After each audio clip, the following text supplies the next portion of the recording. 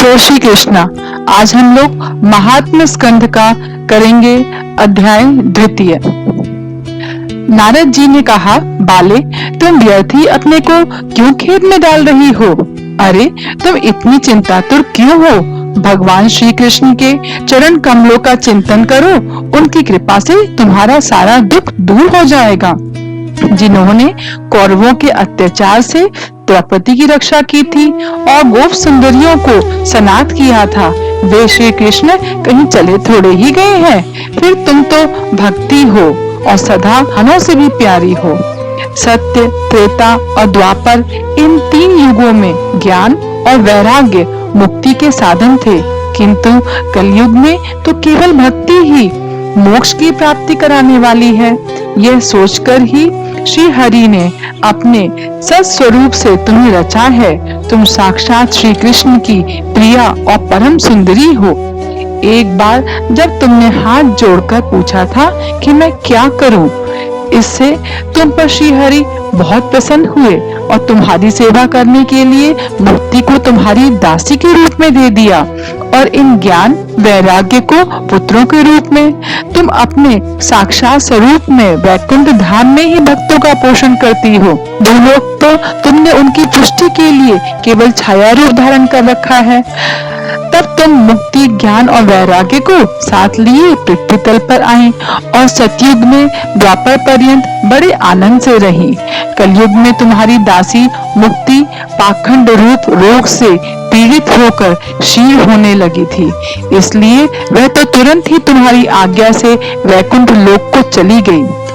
इन लोक में भी तुम्हारे स्मरण करने से ही वह आती है और फिर चली जाती है, किंतु इन ज्ञान वैराग्य को तुमने अपना पुत्र मानकर अपने पास ही रख छोड़ा है।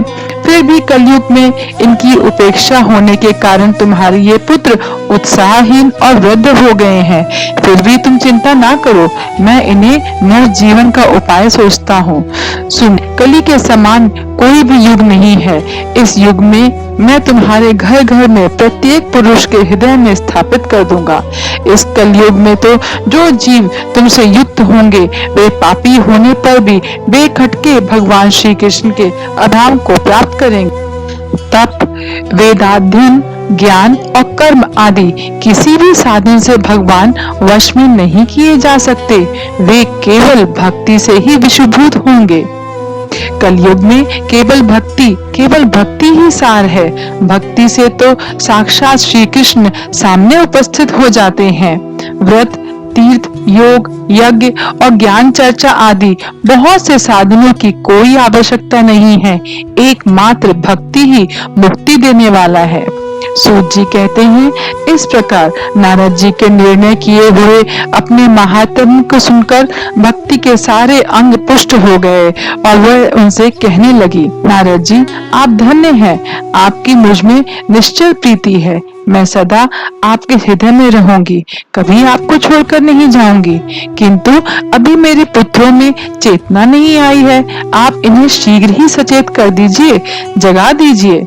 सूत जी कहते हैं, भक्ति के यह वचन सुनकर नारद जी को बड़ी करुणा आई और वह उन्हें हाथ से हिला डुला कर जगाने लगे। फिर उनके कान के पास मुंह लगाकर जोर से कहा, ओ ज्ञान, जल्दी जाग पड़ो। ओ वैराग्य, जल्दी जाग पड़ो। फिर उन्होंने वेद ध्वनि, वेदांत घोष और बार बार गीता पाठ करके उन्हें जगाया। इससे वे जैसे तैसे बहुत जोर लगाकर उठे। इस प्रकार भूख प्यास के मारे अत्यंत दुर्बल होने के कारण उन्हें फिर सोते देखकर नारद जी को बड़ी चिंता हुई और वे सोचने लगे, अब मुझे क्या करना चाहिए। उसी समय आकाशवाणी हुई कि मुनि, खेद मत करो, तुम्हारा यह उद्योग निसंदेह सफल होगा। इसके लिए तुम एक सत्कर्म करो। वह कर्म तुम्हें संत शिरोमणि महानुभाव बताएंगे। उनका अनुष्ठान करते ही क्षण भर में इनकी नींद और वृद्धावस्था चली जाएगी और सर्वत्र भक्ति का प्रसार होगा। नारद जी बोले, इस आकाशवाणी ने भी गुप्त रूप से ही बात कही है। यह नहीं बताया कि वह कौन सा साधन किया जाए जिससे इसका कार्य सिद्ध होगा। सूत जी कहते हैं, शौनक जी, तब ज्ञान वैराग्य दोनों को वहां छोड़कर नारद मुनि वहां से चल पड़े और प्रत्येक तीर्थ में जा जाकर मार्ग में मिलने वाले मुनीश्वरों से वह साधन पूछने लगे। उनकी उस बात को सुनते तो सब थे, किंतु उसके विषय में कोई भी निश्चित उत्तर ना देता था। तब नारद जी बहुत चिंतातुर हुए और बद्रीवन में आए। उसी समय उन्हें अपने सामने करोड़ों सूर्यों के समान तेजस्वी सनकादिक मुनीश्वर दिखाई दिए। उन्हें देखकर वे मुनिश्रेष्ठ कहने लगे, महात्माओं, इस समय बड़े भाग्य से मेरा आप लोगों के साथ समागम हुआ है। आप मुझ पर कृपा करके शीघ्र ही वह साधन बताइए। हरि शरणम, यह वाक्य सर्वदा आपके मुख में रहता है। इससे काल प्रेरित व्यवस्था भी आपसे बाधा नहीं पहुंचाती है। भगवान विष्णु के द्वारपाल जय और विजय जब पृथ्वी पर गिर गए थे और फिर आपके ही कृपा से वे पुनः वैकुंठ लोक पहुंच गए थे। धन्य है, इस समय आपका दर्शन बड़े सौभाग्य से हुआ है। बताइए, आकाशवाणी ने जिसके विषय में कहा था वह कौन सा साधन है और मुझे किस प्रकार उसका अनुष्ठान करना चाहिए? सनकादिक ने कहा, देवर्षि, आप चिंता ना करें, मन में प्रसन्न हो। उनके उद्धार का एक सरल उपाय पहले से ही विद्यमान है। श्रीमद् भागवत का पारायण है, जिनका गान शुकादि महानुभावों ने किया है। उनके शब्द सुनते ही भक्ति, ज्ञान और वैराग्य को बहुत बल मिलेगा।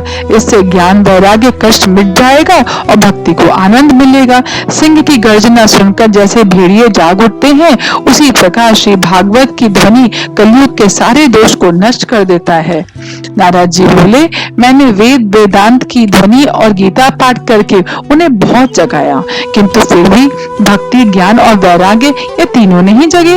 ऐसी स्थिति में श्रीमद् भागवत सुनने से वे कैसे जागेंगे? क्योंकि यह कथा के प्रत्येक श्लोक और प्रत्येक पद में भी वेदों का ही तो सारांश है। इसलिए मेरा यह संदेह दूर कर दीजिए। सनकादिक ने कहा, श्रीमद् भागवत की कथा वेद और उपनिषदों के सार से बनी है, इसलिए उनसे अलग उनकी फल रूपा होने के कारण वह बड़ी उत्तम जान पड़ती है। जिस प्रकार रस वृक्ष की जड़ से लेकर शाखा तक रहता है, किंतु इस स्थिति में उसका आस्वादन नहीं किया जा सकता, वहीं जब अलग होकर फल के रूप में आ जाता है, तब संसार में सभी को प्रिय लगने लगता है। दूध में घी रहता ही है, किंतु उस समय उसका अलग स्वाद नहीं मिलता। वही जब उससे अलग हो जाता है तो देवताओं के लिए भी स्वादवर्धक हो जाता है। खांड ईख के ओर छोर और बीच में भी व्याप्त रहती है, तथापि अलग होने पर भी उसकी कुछ और ही मिठास होती है। ऐसे ही यह भागवत की कथा है। यह भागवत पुराण वेदों के समान है। श्री व्यास देव ने इसे भक्ति, ज्ञान और वैराग्य की स्थापना के लिए प्रकाशित किया है। आपको उन्हें शोक और दुख का विनाश करने वाली श्रीमद् भागवत पुराण ही सुनाना चाहिए। नारद जी ने कहा, महानुभावों, आपका दर्शन जीव के संपूर्ण पापों को तत्काल नष्ट कर देता है और जो संसार दुख रूप दावानल से तपे हुए हैं, उन पर शीघ्र ही शांति की वर्षा करता है। इस तरह ये द्वितीय अध्याय समाप्त होता है। जय श्री कृष्ण।